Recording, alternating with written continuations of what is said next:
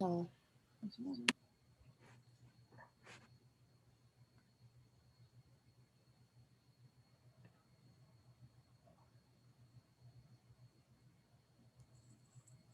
We're going to start in a second. Just give me a sec.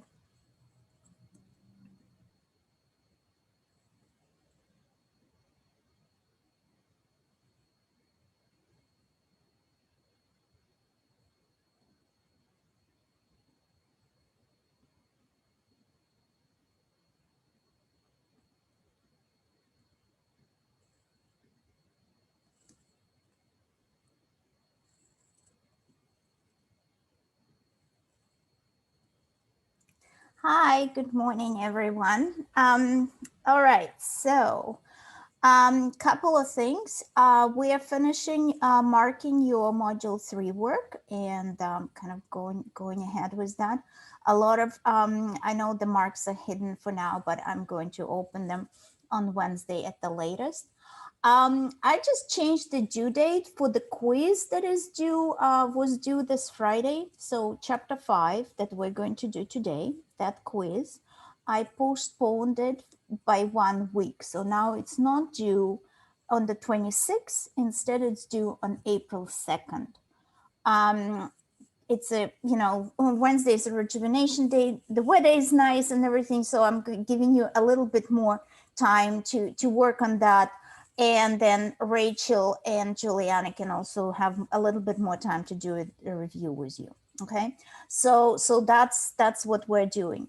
I'm also considering kind of canceling completely chapter 7, but I'm going to kind of figure out how to do it so it's equitable if you wanted to do that as well. But we're going to talk about it next week. So there is a possibility for chapter 7 you only need to do the quiz if you wanted to do the quiz, and I'm thinking of kind of canceling it completely.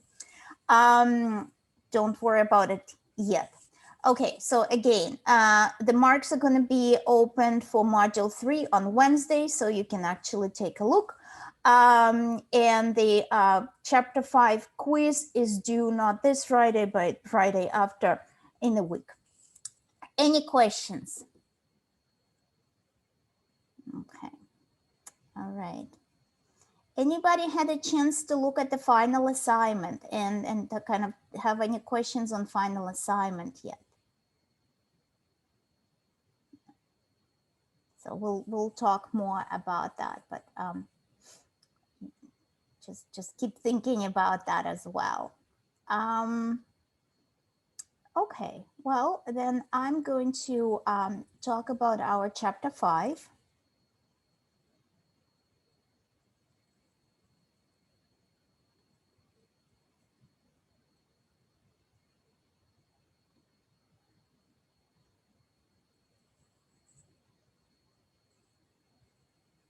And we're going to work with that. So our topic for today is visual technologies, image reproduction, and the copy.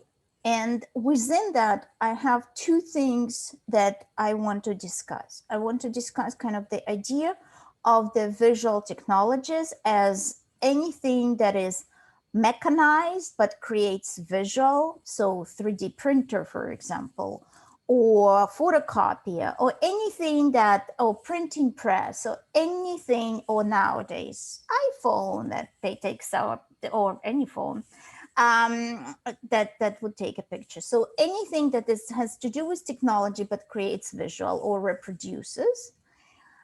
Number one. And number two, then the second part is the issues, ethical issues that surround the idea of image reproduction and copying. So anything to do with the copyright, when you come to visual technology, that becomes so complicated. And there are a number of artists that I will hopefully show you to this week or next week that actually kind of do their work in order to underscore, in order to emphasize the complexity of the reproduction. So, and then there are also a lot of kind of precedents in court cases where artists go and try to establish their copyright and the economics of that and who gets money and how money is divvied up. It becomes very, very complex. So the more we have technology, of course, the more these issues come to the forefront and become more and more important. Okay, so this is kind of sums up what I just said. So a visualization and technology, changes in reproduction technologies embedded in broader shift of knowledge of in politics and practices, right? So the way we change our outlook also influences how we reproduce things, and the reproductions of things such as documenting things also it influences how we know about certain things. So understanding shifts in human agency across long era of machine agency. So machine makes a copy. So what is the role of the human? What is the role of the human hand in that? Technological determinism is a term that you will see in your quiz, and that sees technology as most important factor in social change and impervious to social influence. So in essence, then, this is the technological determinism essentially says that technology dictates how we view things and how we capture images and how we understand the images. So when we think about photography, if we think about photography, for example, the invention of the photo camera is that really important deciding factor in the history of art. We're thinking about it in the kind of that technological deterministic terms. So if you overprivilege or really significantly privilege technology, that's technological determinism. And then there is also a media theorist, Langdon Winner, who says technology and culture are interdependent, which now we know, but he was talking about in the 90s, and ideology is always already part of machine design. So for example, if we think about 3D printing, right? There is a kind of there are particular ideology that comes within the idea of everybody can print something and use it. So there's a desire to make things very easy, which hadn't happened yet, but also very very equitable and very much kind of under our hands, so we don't have to necessarily trade with other countries. It may influence how we trade. So all that kind of comes into already designing and understanding and designing software for, say, 3D printer, kind of as an example. Okay, questions, comments?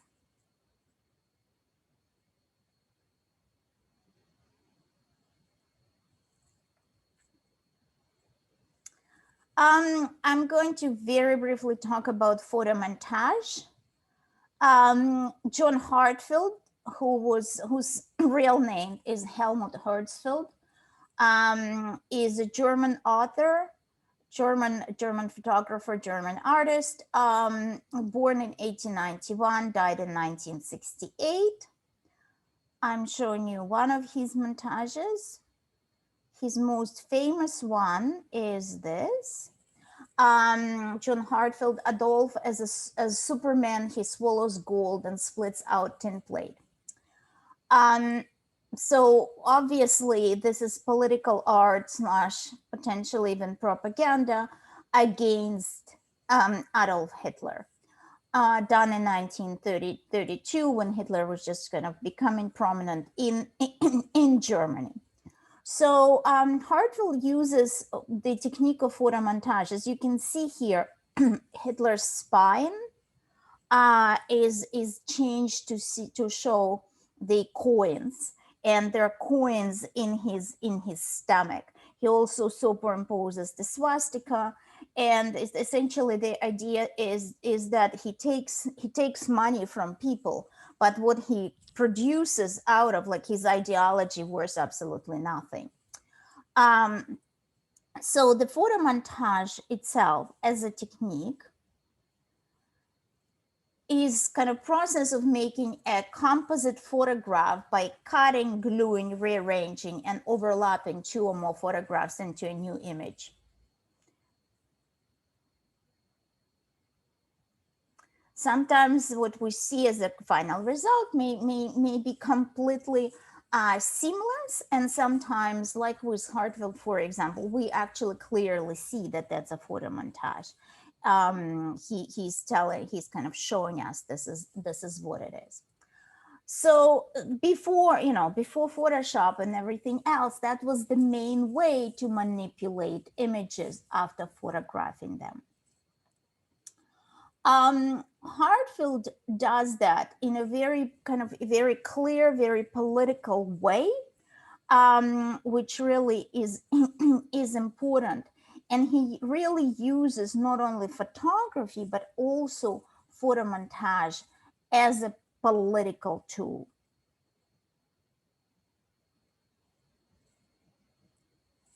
Now, he was very interesting in a sense that he really tried to explain and demonstrate to Germans to what extent they are becoming kind of more closed and nation at that point. As I said, his real name was Helmut Herzfeld, and he is German. He changed his name to John Hartfield because he wanted to show Germans to what extent there was an anti-American sentiment at that time.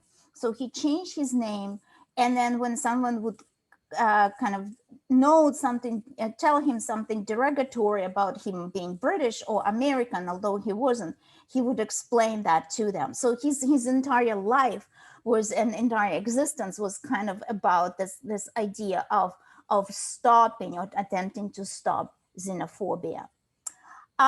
This is another piece of his, just kind of to show you what the type of language that he uses. Hooray, all butter is gone, from 1935. Of course, Germany at that time experiences shortages.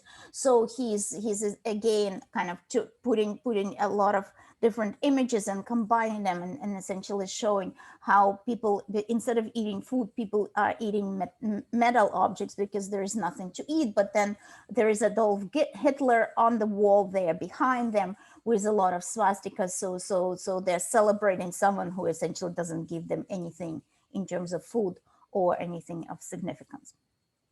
So this is the political use of visual technologies early on in the century for political reasons.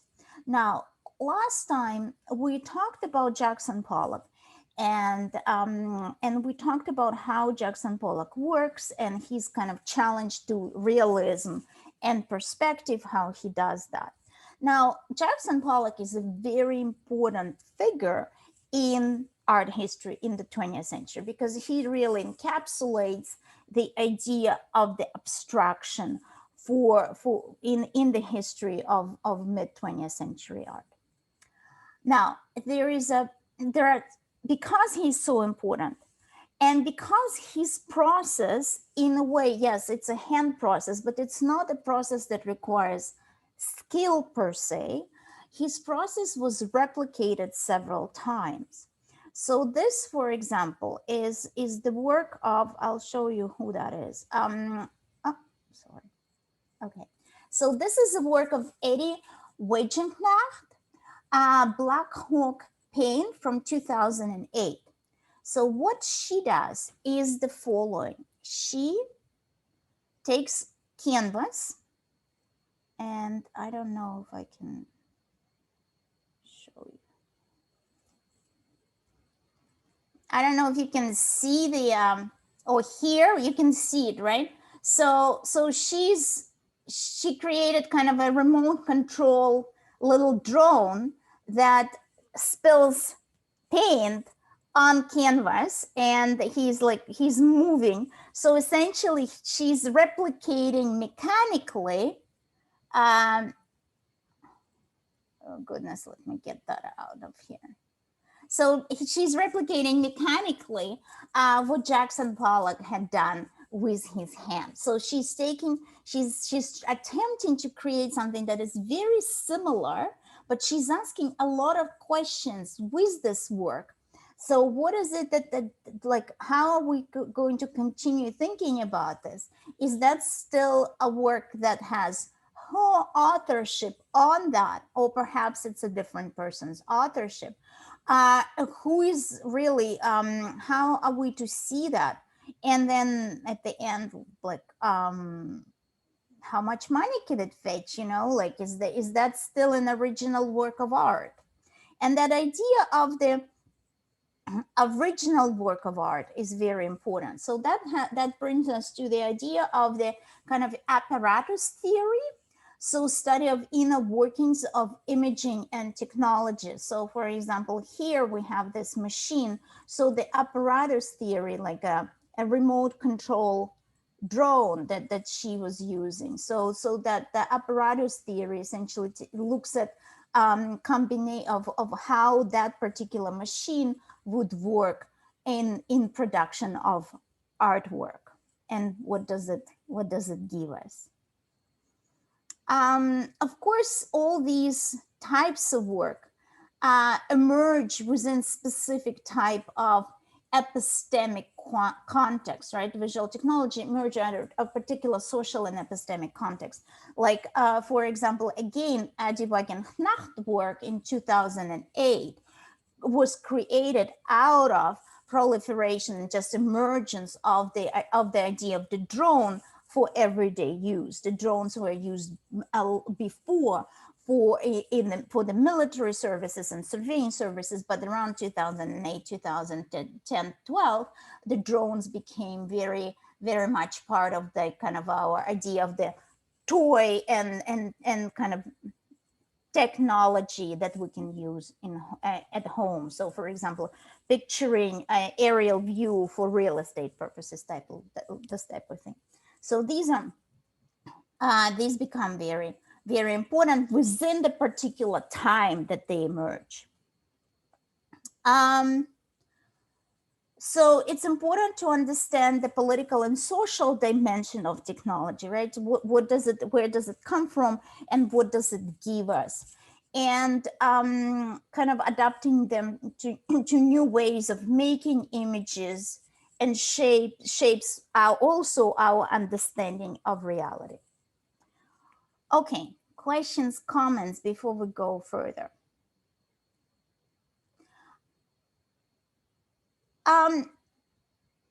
So I'm not, I have in the PowerPoint, I have some material on photography. I'm skipping that. A lot of that we have done in the previous chapter, so we're not going to do that. I want to talk about kind of this idea of the reproduction. What is a reproduction? Reproduction is act of making copy or duplicating something. So making a copy, that's the reproduction. If we take, if we change and augment, alter the copy, that's not reproduction anymore. It's creating an exact copy or duplicating something. So in our society, and since technologies of duplication, such as printing press, were invented, since the printing press, the original always valued more than reproduction. And there is a point to that. In when we think about all the printing presses, the original or the first imprint would always be of better quality, and prints would change, would be of different quality depending when it comes out of printing, how long ago you put paint on the print itself or ink. But in many cases nowadays, like if you look at art store, for example, art store is like JSTOR for art images. So, or there is Google Art and Culture site. So there are those sites, they scan artworks with such high resolutions that sometimes it is better to see that on the screen than actually go and see the original. Of course, Mona Lisa in the Louvre is the case in point. So the original valued more than reproduction. Monetary value key factors determining status of reproductions and copies in our society, and I don't see it changing anytime soon. We talk about that, but it still remains the same. So reproducibility, so how much it could be reproduced, usually limits or diminishes the value, but not always. So, for example, photography initially was not accepted in fine art market until probably 1930s or 40s even. Photography had a very kind of, they were not part of the larger auctions such as Sotheby's, for example. At the same time, now, even now, sometimes there are different types of auctions. There is a painting auction, and then there is a photography auction within the same auction house. So there are different categories, and photography is still not the same as art. So Ronald Barthes, we've talked about him before with semiotics. He talks about photograph as that has having unique quality of conveying kind of guarantee that something had been. So the main role of photography at this time in our society is the proof that that happened. Even though we manipulate photographs all the time, we still ingrained in our mind is that photograph is something that conveys something truthful, more truthful than painting, more truthful than sketch or drawing. And then Charles Peirce, about another semiologist, talks about photography having indexical kind of quality. Kind of in images ability to serve as empirical evidence of the real. So essentially the same thing. We look at the image and our initial reaction is, okay, that had happened. And then now we're very savvy, so we can kind of say, did it really? Is it actually a photocopy, a Photoshop, a good copy of the painting? What is it, etc., etc. But initial reaction, we tend to believe photography more than we believe any other representation. Questions, comments on that? I'm really interested when that part is going to change and at which part our, like, I think your generation is a lot more suspicious of photograph than, for example, my generation. I still, again, automatically kind of go back, but I wonder when that paradigm, that kind of idea will change completely. Okay, so let me show you this person and talk about that, because he really went to the core of that idea of the original, something that is original, something that is versus copy. Okay, his name is Walter Benjamin. He's a German scholar, part of Frankfurt School, born in 1892 and died in 1940, tragically trying to cross the border into France to run away from the Nazis. And he was stopped, and he had a gun in his pocket, and he shot himself because he did not want to. He knew what awaits him, and he just didn't want to deal with that. So in 1936, Walter Benjamin, he already kind of experiences what Nazis are doing.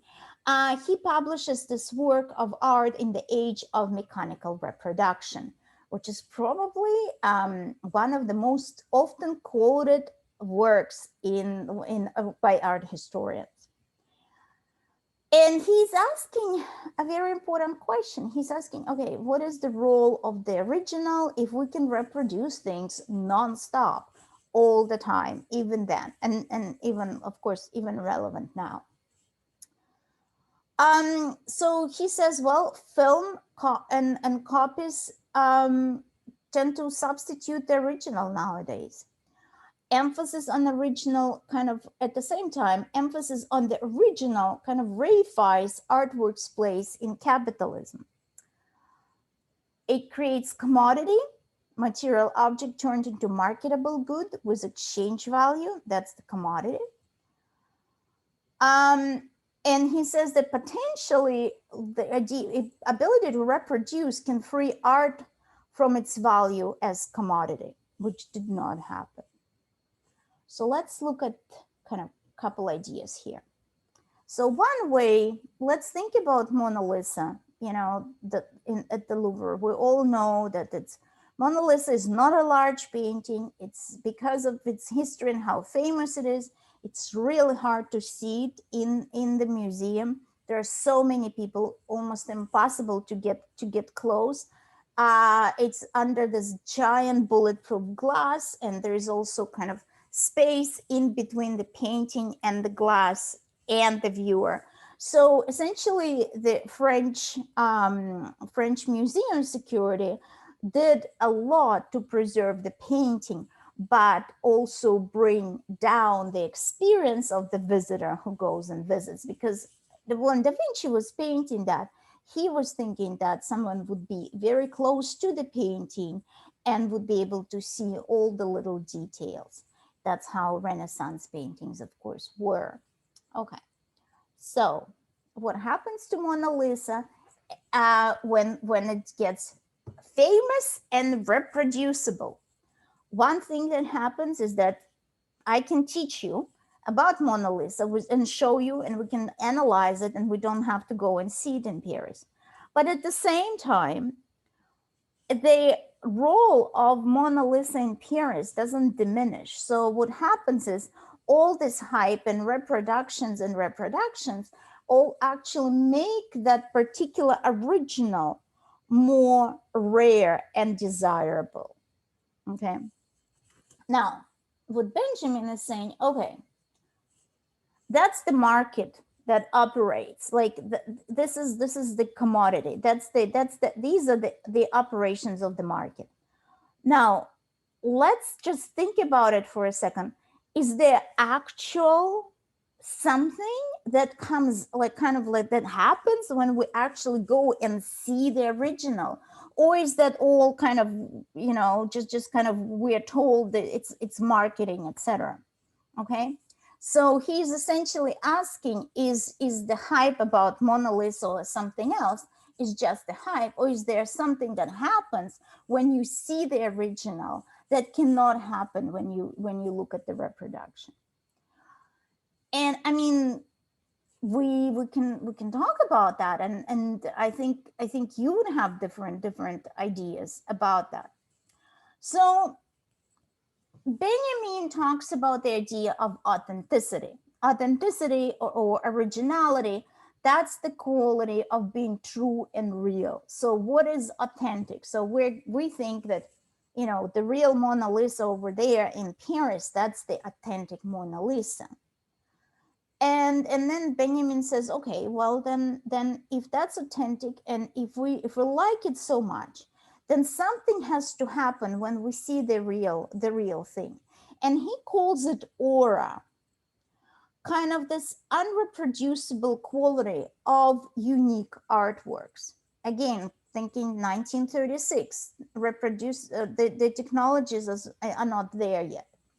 So aura is something that, so say you go to the theater and you see ballet or a play, that is a different feeling than when you watch it on the computer screen. It's a different feeling to go and see a work of art, so like impressionists, than see them in computer screen, no matter how high the resolution is. And again, I think it's very important, and I think there is something happened. I don't know where the aura is coming from, whether it's coming from that particular work of art or from the process of us kind of going to the museum and standing in front of museum, etc. But this is what Walter Benjamin kind of asserts.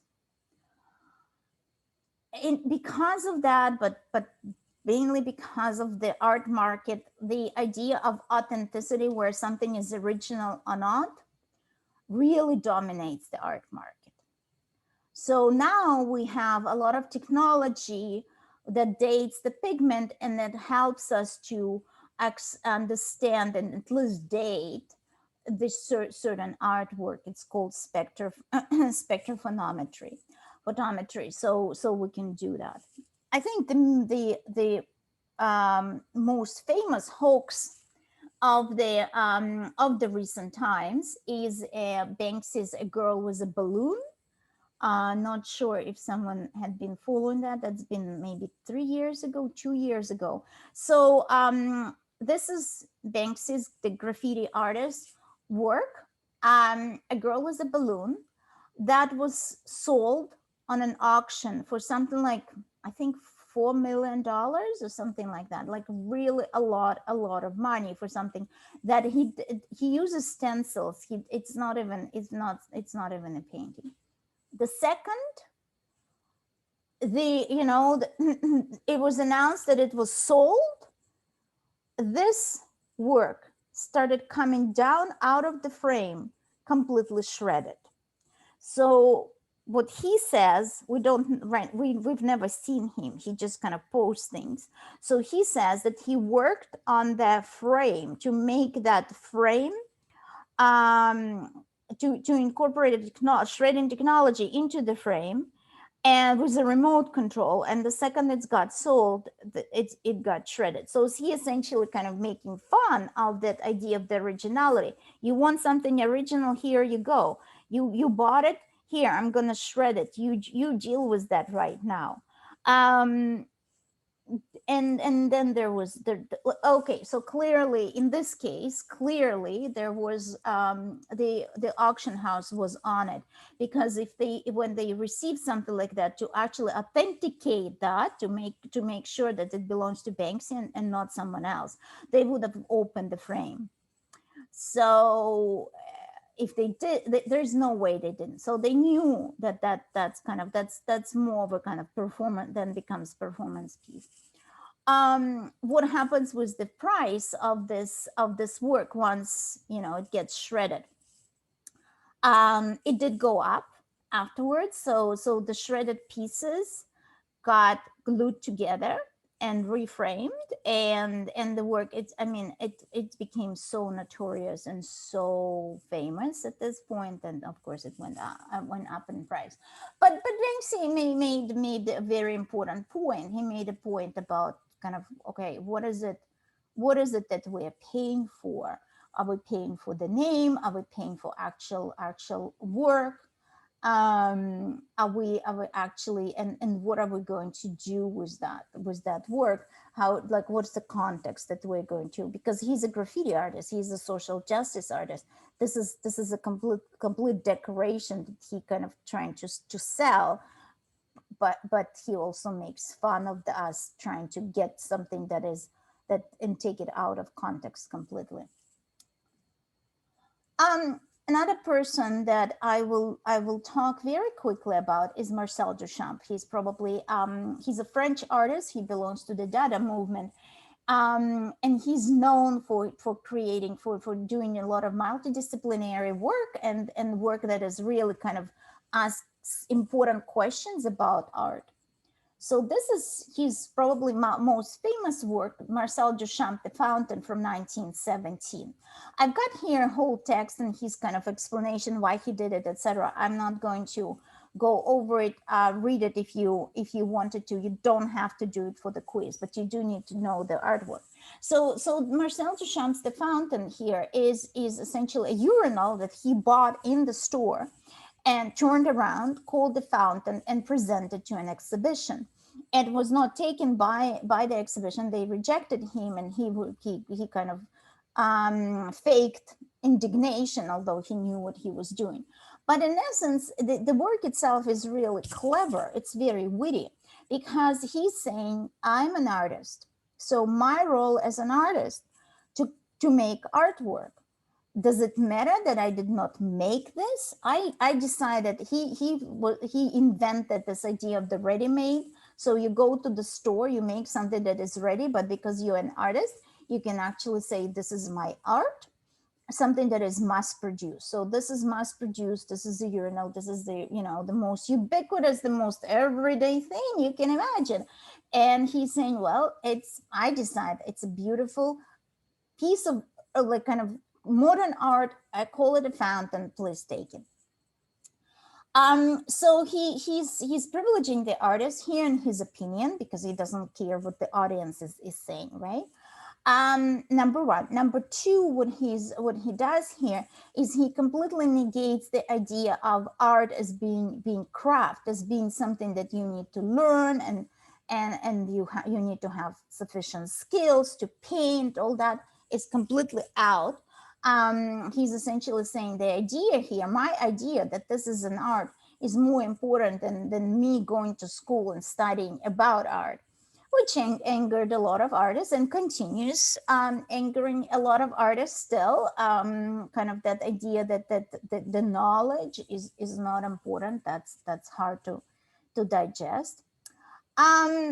Another thing that he did, so this is the Mona Lisa that I've been referring to this class, from 1503, 1506. Now, Marcel Duchamp takes a postcard of Mona Lisa in 1930s, and they have kind of like this fairly good reproductions at that time. The frame, just don't pay attention to the frame. The frame has nothing to do with that. It was framed later. But Marcel Duchamp takes the picture of postcard of Mona Lisa. He adds to Mona Lisa two things. He draws a beard and he draws a mustache to Mona Lisa. And then he also adds LHOOQ, which, translating from French, the expression is, she has a hot butt. She has a hot butt.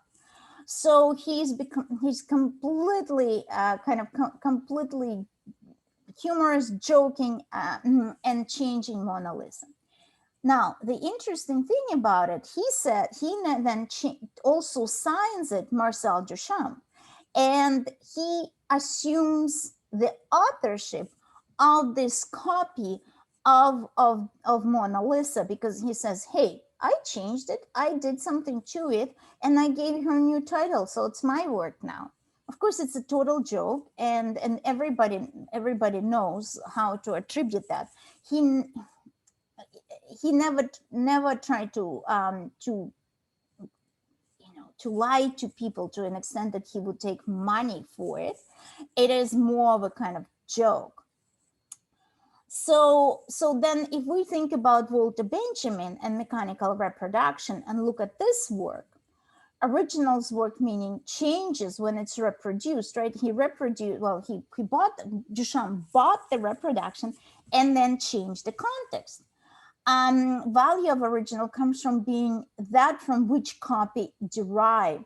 So that idea of there's an original out there and we're just using a copy, that is very important for the original and for the copy. So ultimately we can say that this LHOOQ kind of essentially builds up the status of Mona Lisa as much as it actually takes away from that. There are a lot of other artists that actually try to work with monoliths. This is Salvador Dali's, kind of he superimposed his portrait on that, not as successful and kind of already been done. This is more kind of contemporary animation part, etc., etc.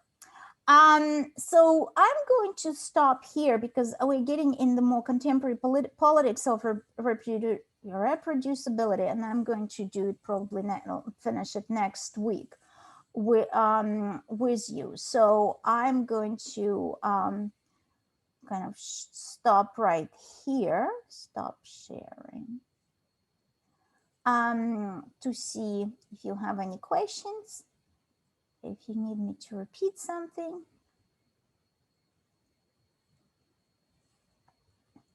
Okay, if not, then I will see you next Monday. Have a wonderful week. Bye-bye.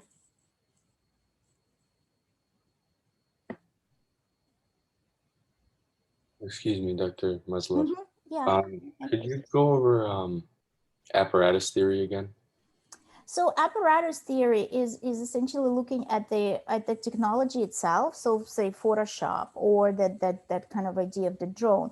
And what about that particular technology that changes production of art? So the drone, for example, we can discuss the idea of the drone. Okay, so it's powered by the human. So the artist was actually in charge. She designed that so she designed the actual what she wanted the drone to do, and then created that. So we're looking at that kind of interrelationship between the artist, the technology, and the artwork. That's the apparatus theory. Because normally, if we think about painting, for example, we're not talking about paint brushes when we talk about art. We're talking about artists and the paint and the artwork. We're not taking into consideration the technology itself. Does that make sense? Yeah, that makes a lot of sense. Thank you. You're welcome. Have a good day. You as well.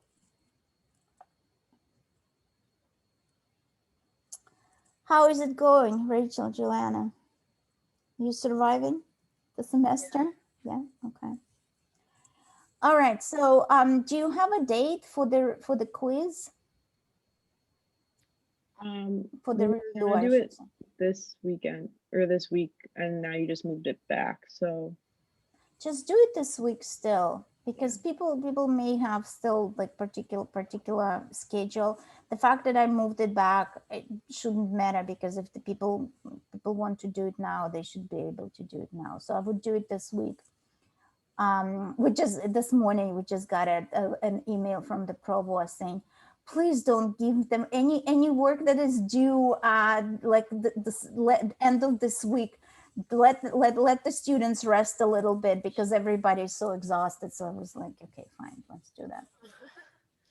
Yeah, everybody is exhausted. We had a conversation with students about the workload, and like we asked them to kind of to write how you feel right now, and oh my gosh, it was heartbreaking, like lonely and exhausted, and everything I do is work, like, and pretty much in every response. So it was tough.